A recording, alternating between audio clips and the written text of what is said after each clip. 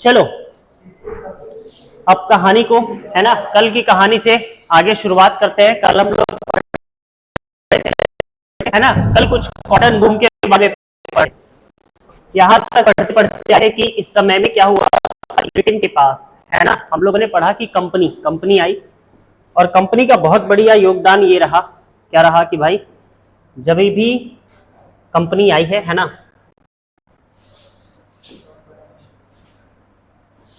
Company यहां पर trade करने के लिए आई थी, समझते रहेंगे, है ना, ये समझ गए थे, बहुत बढ़िया। ट्रेड, और ट्रेड के अलावा टैक्स, टैक्स करते करते यहाँ पे कंपनी क्या करने लगी थी, अपना गवर्नमेंट बकायदा यहाँ पे अपना गवर्नमेंट बना करके चलाना शुरू कर दी। अच्छा, जब गवर्नमेंट बना रही थी, जब आप यहाँ पे परमानेंट कहीं पर भी, है ना, अपने घरों में नॉर्मली हमारे घर में क्या होता है, एक बजट बनाया जाता है ना, कि इस महीने में इतना खर्चा हुआ, है ना, अब अगले महीने में इस सिलेंडर का इतना, सब्जी का इतना, है ना जी, ये किराना सामान का इतना, एक हिसाब किताब नॉर्मली सारे लोग करते हैं, करते नहीं करते हैं? तो वैसा ही हिसाब किताब ये लोग भी किया करते थे, है ना। तो ये लोग जब हिसाब किताब किया, एक रिपोर्ट निकल के आई जिसको हम क्या कहते हैं, फिफ्थ रिपोर्ट, है ना। उसमें पता चला कि भाई साहब गड़बड़ी देखो किस लेवल पे गड़बड़ी हुई थी। सिर्फ इतना पता चला था ना कि हाँ, उसमें जमींदार लोग हेरफेर करते हैं, ठीक है, जोतदार भी उसमें हेरफेर कर रहे हैं, दिखाई दिया था हमको। अच्छा, जमींदार जोतदार दोनों दिखे थे, लेकिन एक चीज और दिखा था, क्या, कंपनी के पर्सन यानी कंपनी के ऑफिसर्स। और अब इनका हिसाब किताब क्या था समझो, जमींदार तो चलो ठीक है अपना बना रहा है, कोई दिक्कत नहीं है, कंपनी के जो ऑफिसर थे, अब ये क्या करते थे, ये भाई लोग, है ना, ये अपना अपना खर्चा निकालना शुरू कर दिया। ठीक है, देखा जाएगा, है ना, अच्छी बात है, बोला सरकार को देंगे, है ना। यहां पर क्या कर रहा था, सा चीज है, कंपनी भेजा टैक्स कलेक्ट करने के लिए किसी आदमी के पास, किसी जमींदार के पास, या किसी भी, है ना, हाँ मान लो कि जमींदार के पास भेजा या जोतदार के पास भेजा कि जाओ भाई एक काम करो, है ना, वहां से आप क्या कीजिए, लेकर के आइए, क्या लेकर के आइए, टैक्स लेकर के आइए, या फिर कोई भी सामान, है ना, किसी भी तरीके से अगर इसको भेज रहा है, आदमी को भेजा टैक्स कलेक्ट करने के लिए, आदमी आया बोला कि ओ टैक्स बहुत ज्यादा है, वो काम करो ना, क्या कीजिएगा इतना, है टैक्स मान लीजिए कि 2000 रुपया है, वो काम कीजिए ना, 500 रुपया आप रख लीजिए, ठीक है, आप बोल दीजिए कि हो गया हिसाब किताब।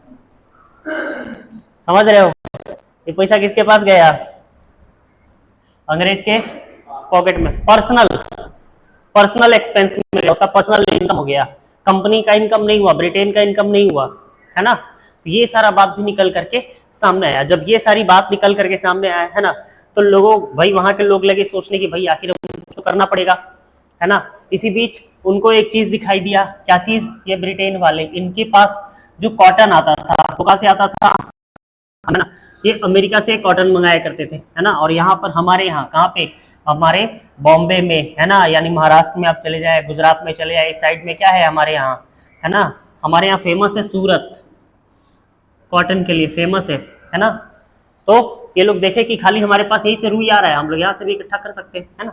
यहाँ तक की तो कहानी थे, राइट, कि देखा कि मान लो कल को होकर के अगर अमेरिका में कुछ हो गया तो ये तो सप्लाई बंद कर देगा, है ना। तो दूसरा हम क्या करेंगे, यहाँ से शुरू करेंगे।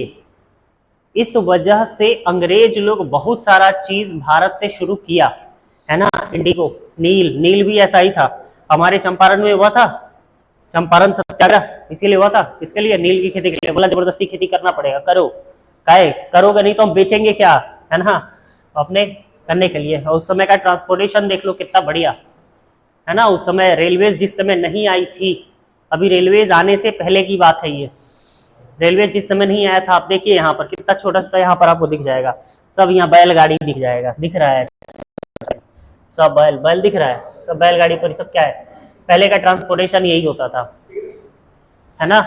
ये सब बैलगाड़ी है भाई, ये देख रहे हो बैल यहाँ पर, है ना, ये देख रहे हैं, ये गाड़ी पर ये पूरा बढ़िया एकदम संभाला हुआ, ये सारी चीजें, है ना। ये उस समय का क्या था, ट्रांसपोर्टेशन।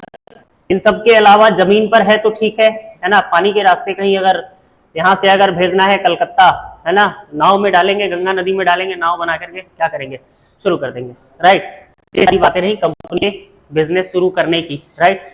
लेकिन हुआ ऐसा कि भाई साहब, अब ये जो टैक्स की हम बार बार बात कर रहे हैं, कि बार बार हम बात कर रहे हैं कि टैक्स है ना, कि कंपनी और टैक्स, कंपनी और टैक्स। दरअसल उस बीच में एक मामला और हुआ था। देखो, कंपनी आई, प्रॉब्लम क्या हुआ कि कंपनी आई टैक्स लगाई, तो स्टार्टिंग में टैक्स इरेगुलर था, कहीं से खूब आता था, कहीं से कम आता था, है ना, कहीं से बहुत माथापीची करने के बाद आता था, कहीं से आसानी से आ जाता था। क्या जी, कांग्रेस का चमचा था, सब आसानी से दे दिया, कहीं कोई दिक्कत नहीं है। लेकिन कुछ लोग ऐसे थे जो बोले भाई अब बड़ा दिक्कत है भाई, कैसे दे, है ना। वो सोच के देखो, जगह तुम्हारी आज के डेट में, अगर कोई चाइना वाला, कोई पाकिस्तान, अमेरिका, आपको देश वाला आके इस देश में कहे को हमको देना पड़ेगा, क्या करोगे? हाँ,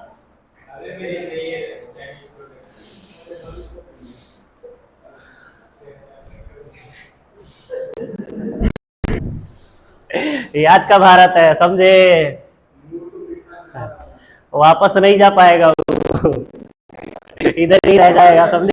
हो जाओ, अभी कनाडा वाले का देखो हालत खराब किया हुआ है। आ?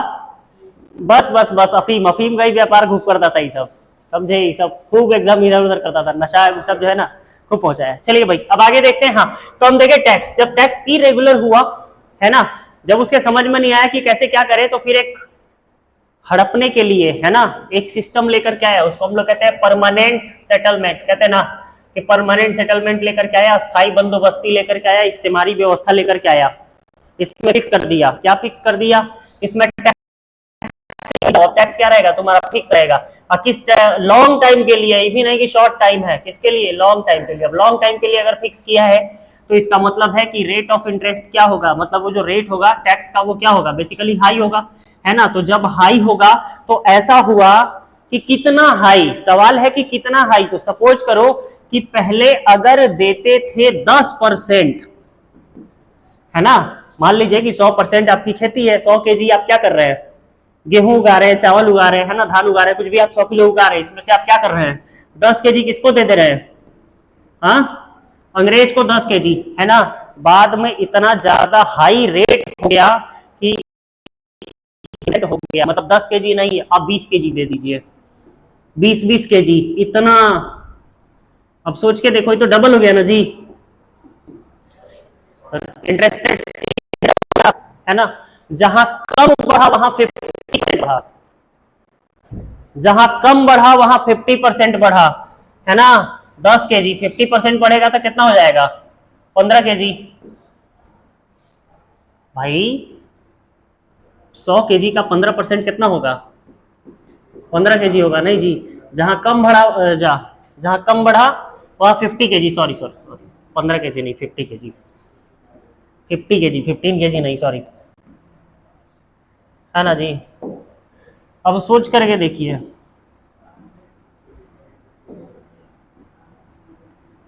जहां कम बढ़ा वहां 50%, है ना, जहां ज्यादा बढ़ा हुआ सीधे सीधे 100%। अब 100% तक का टैक्स अगर लग गया, पहले ही आफत था टैक्स देना, पहले ही हम अकाल से पीड़ित थे, सूखा से पीड़ित थे, कभी बारिश हो जा रहा है ना, कभी आग लग जाता है। आज भी खेतों में आप सुनते होंगे गांव में कि आग लग गया, फसल राख हो गई, जल के राख हो गई, अच्छी अच्छा से एकदम गेहूं का फसल ना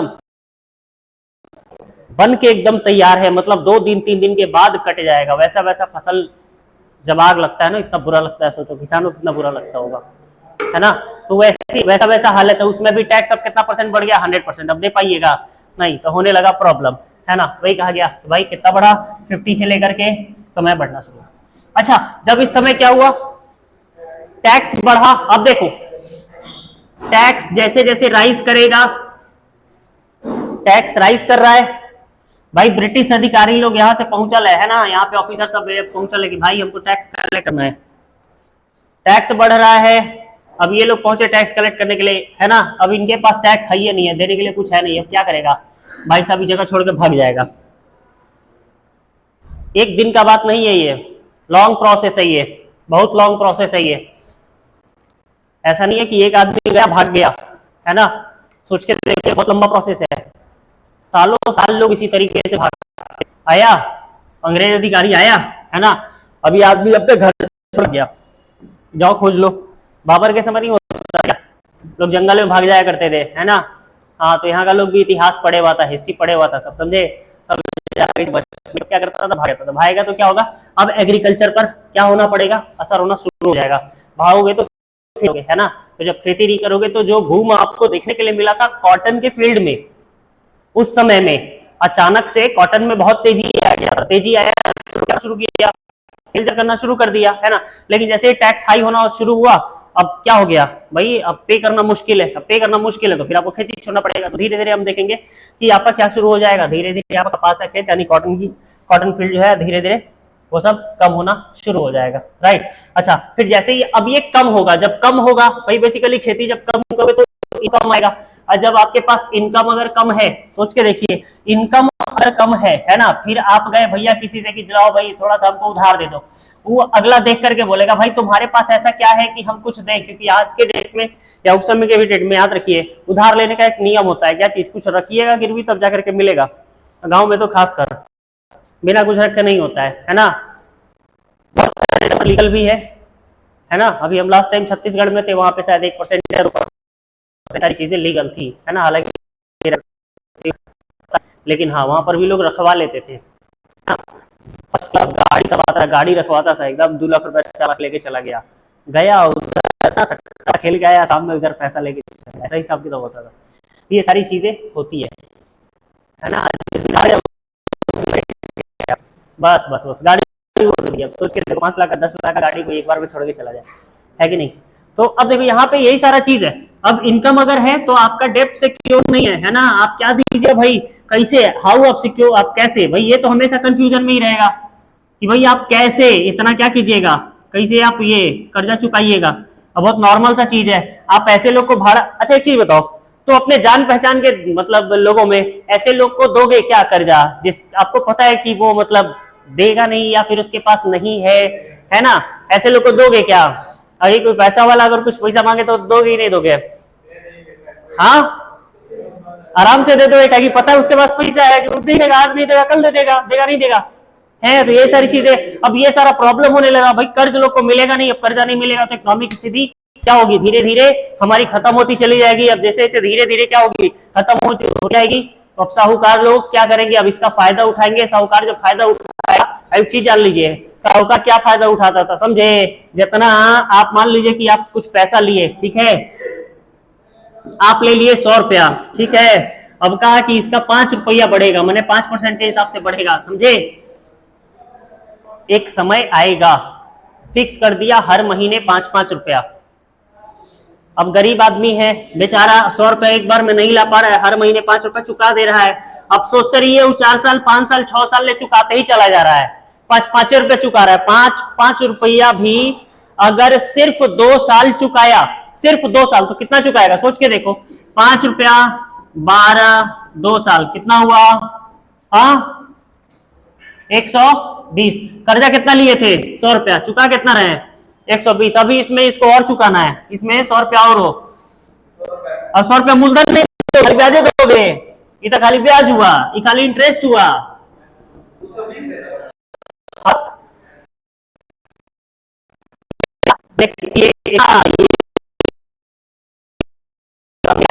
कि दक्कन में हमारे गंगा हो गया था, ऐसे एक गंगा हो गया था, ठीक है, तो उसको इंट्रोगेट करने के लिए कि जरा फाइंड आउट करो क्या क्या रीजन है, ठीक है। वो लोग बताया कि देखिए ये जो धन विद्रोह कर लोग ले रहा है 100 रुपया, 2000 रुपया, अभी आपको दिखाया भाई की साल में कितना दिया, हाँ 120 रुपया तो खाली ब्याज के बाद मूलधन इसका कितना, 100 रुपया, कितना हो गया 220, तो यही हो गया है। तो इतना इतना ज्यादा क्या देना शुरू हो गया, अभी सारा, अब ये सारा चीज प्रॉब्लम है कि नहीं। अब सोच के देखिए कि आप किसी दोस्त से लिए 50 रुपया, ठीक है, साल भर के बाद बोले लाओ तो भाई मेरा 2000 रुपया, क्या लगेगा आपको, बोले जा रे क्या रे, 50 रुपए का 2000 ले लोगे हमसे, है ना। तो भाई ये सारी प्रॉब्लम तो है। अब जब प्रॉब्लम है ना, तो जब प्रॉब्लम हुई तो लोगों ने देखा कि भाई अब क्या करें। अच्छा, इस समय ना ब्रिटिश गवर्नमेंट भी थोड़ा बहुत मतलब वो अब क्या कर रही है, चूंकि एडमिनिस्ट्रेट कर रही है तो थोड़ा बहुत पॉलिसी बनाएगी, है ना। तो इस समय एक पॉलिसी बनाई गई, क्या चीज, बोला कि देखो भाई, है ना, एक लिमिटेशन लॉ बनाया गया। लिमिटेशन लॉ में क्या है कि कभी भी, लिमिटेशन लॉ के बारे में सुन लीजिए, पूछता है एग्जाम में डायरेक्ट। लिमिटेशन लॉ में क्या है कि कभी भी, है ना, आपका जो प्रिंसिपल अमाउंट है, ठीक, ये कभी भी आपके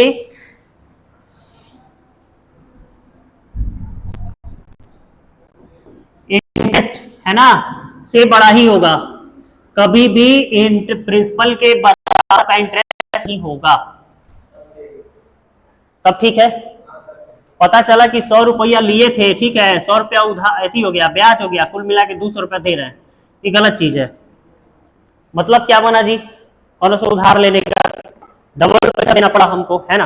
तो ये थोड़ा सा, तो इसको लोग बोला कि नहीं इसको कम करो, है ना, इसको बंद करो। तो इसको बंद करो तो किस लॉ से बंद करो, तो कहा कि यहाँ पर हम लोग क्या लगाएंगे, लिमिटेशन लॉ। लिमिटेशन लॉ में एक चीज और था, बोला कि अच्छा ठीक है, एक बार तो ठीक है, समझ गए, है ना जी, लिमिट लगा दिया, इतना का लिमिट है। बोले हाँ सुनो, दूसरा कंडीशन, पहला कंडीशन था, बोला दूसरा कंडीशन, बोला कि हर 3 बार आपका क्या किया जाएगा, एक बार आपका रिव्यू किया जाएगा, हर 3 साल पर एक बार रिव्यू किया जाएगा, समझे। अच्छा इतना ही नहीं है, आपको क्या करना है, बॉन्ड भी साइन करना है।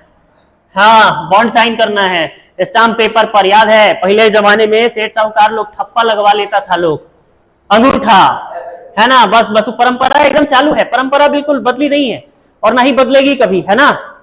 तो सारी परंपराएं हमेशा चालू रहेंगी, चलती रहेंगी, ठीक। तो बॉन्ड बना लिया। अच्छा, बॉन्ड बनाने का एक फायदा है, बॉन्ड बनाने का एक फायदा यह है कि बॉन्ड पर जो लिखा है उसे जमींदार मुकरेगा नहीं, है कि नहीं।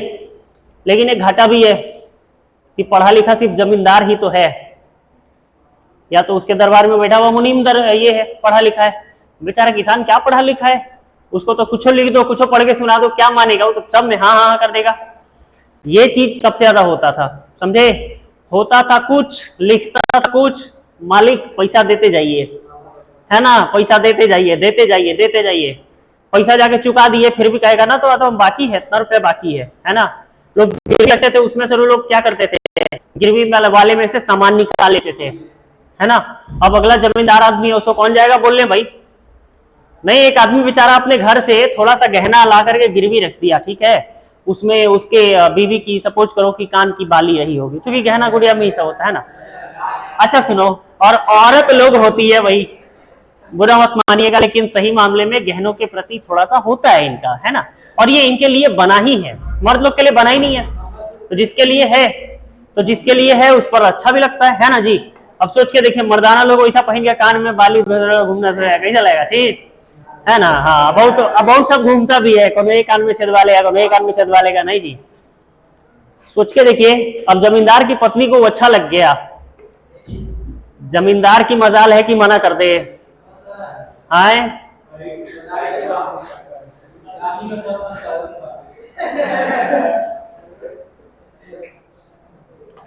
औरत को शक्ति इसीलिए कहा गया है कि मर्द जो है बेचारा सहन सकती है, समझे हैं। तो जमींदार की पत्नी अगर निकाल भी लेगी तो जमींदार क्या करेगा, मना करेगा, नहीं करेगा, कॉन्फ्लिक्ट होगा, है ना। इस तरीके से बात होता रहता था, ठीक है। कभी जमींदार खुद भी लालची होता था, वो भी निकाल लेता था, है ना। कभी जमींदार के नौकर चाकर लालची है, जो रखा है वो सभी निकाले। तो कुल मिलाकर एक तरीके से हम समझेंगे कि यहाँ पर जो डेब्ट ले रहा है, मतलब जो कर्जा लेने जा रहा है, वो जो सामान रखा, वो सामान का सिक्योरिटी पूरी तरीके से नहीं है, पहला। और दूसरा कि वो जो क्या ले रहा है, वो जो कर्जा ले रहा है ना, उस पर जो इंटरेस्ट हुआ करता था, जमींदार पहले या साहूकार अपने हिसाब से लगाता था, बाद में फिक्स कर दिया गया, है ना। और कहा गया कि हर 3 साल के बाद क्या किया जाएगा, 3 साल के बाद आपका रिव्यू भी किया जाएगा, ठीक। अब 3 साल के रिव्यू के बाद फिर आपका क्या किया जाएगा, वापस से आपको ये सारा काम करना है। क्या करना है, मतलब देखा जाएगा कि क्या है टैक्स का हिसाब किताब, अगर सही रहा तो ठीक है, नहीं तो फिर। अच्छा, एक चीज और, अगर मान लो कि 3 साल में, मान लो सर, सपोज करो कि ये भाई साहब ये साहूकार किसी इस साहूकार से सामान लिए, है ना। अब ये बेचारा यहाँ पर है, ठीक है। अभी लिया था कितना, मान लो कि ये 1000 रुपया लिया, ठीक, सपोज करो, मान लेना, है ना जी। अच्छा, ये भाई साहब अब इसको फिक्स कर दिए कि ठीक है आप एक काम करो कि 100 रुपया जो है आप हमको, या मतलब जो भी है जितना भी है ना, जो भी अमाउंट है अब ये फिक्स कर दिए कि आपको 3 साल में इतना पे कर देना। सपोज कीजिए कि 3 साल में अगर पे नहीं कर पाया तो, अगर ये 1000 रुपया 3 साल में नहीं हुआ तो, नियम तो 3 साल का है। अब 3 साल के बाद क्या होगा, सुनो, अब 3 साल के बाद क्या बढ़ेगा, तो 3 साल के बाद ये जो जिसका जो अमाउंट जो बचा हुआ है, इसका जो प्रिंसिपल बचा हुआ है, ठीक है, प्रिंसिपल बचा वो और जो इंटरेस्ट बचा वो, दोनों को जोड़ करके आप कहेंगे कि अब ये प्रिंसिपल, अब इस पर लगेगा इंटरेस्ट। समझ गए? अब किस पर लगेगा, अब इस पर, दोनों पर लगना शुरू हो जाएगा। तो कुल मिलाकर के ये आपकी कहानी रही, है ना। और इसी पर डेक्कन आयोग, है ना, दक्कन आयोग है अपना क्या करती है, रिपोर्ट सबमिट करती है। क्या सबमिट करती है कि देख लो भाई, इसके पीछे जिम्मेदार, दंगों के पीछे जिम्मेदार जो क्या है, रीजन है, वो सबसे बड़ा रीजन है आपकी की पॉलिसी, है ना। लोग कर्जा लिए, कर्जा चुकाए नहीं, टैक्स काफी ज्यादा था, ये सारी बातें रीजंस रही, है ना। इसके बाद हम थोड़ा सा देख लेते हैं कि थोड़ा अच्छा से और देख लेते हैं, है ना, कि क्या है आपका डेक्कन ये कमीशन किस चीज के लिए। स्टार्टिंग में ही बताया था कि आपको जो दंगा हुआ था, है ना, यहाँ पर किसानों का काफी ज्यादा दंगा होना शुरू हो गया था, बताए थे। उस दंगे की रिपोर्ट, उस दंगे के बारे में जानकारी लेने के लिए क्या किया गया है, ये आपका डेक्कन कमीशन बनाया गया है ना, दंगा दक्कन आयोग बनाया गया है, ठीक। ये आपसे पूछ लिया जाता है, याद रखेंगे, थोड़ा सा नोट आउट करते चलेगा, राइट। अब सवाल है कि बनाया गया, है ना, रिपोर्ट इसका कब आया, तो लगभग आपको 1878 में, ठीक है। ज्यादा कुछ नहीं, किसके बारे में है, दंगों के बारे में है।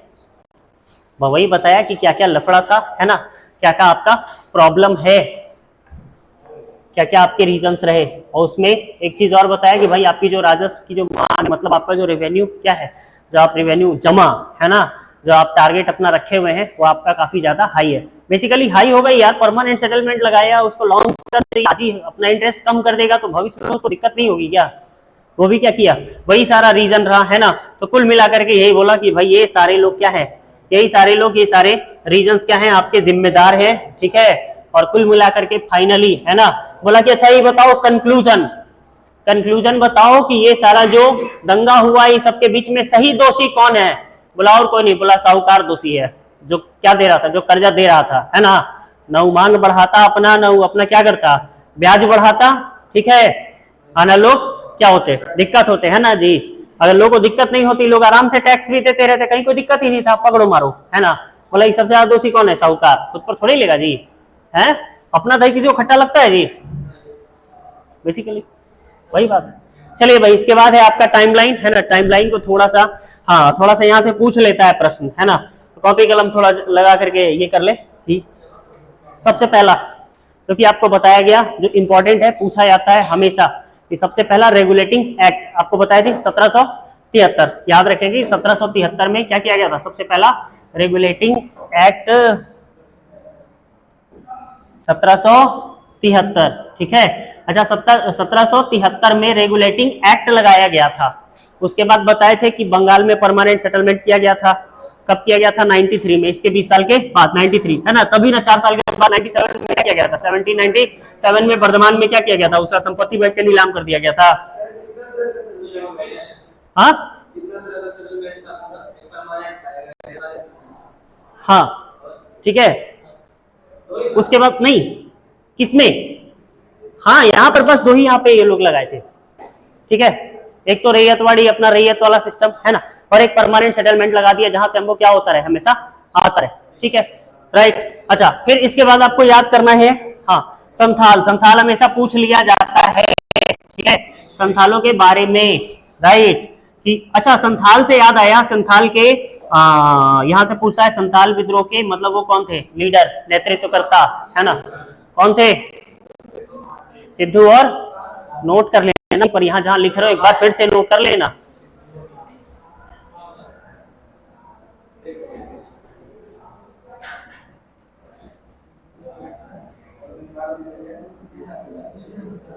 सिद्धू और कान्हू, ठीक है।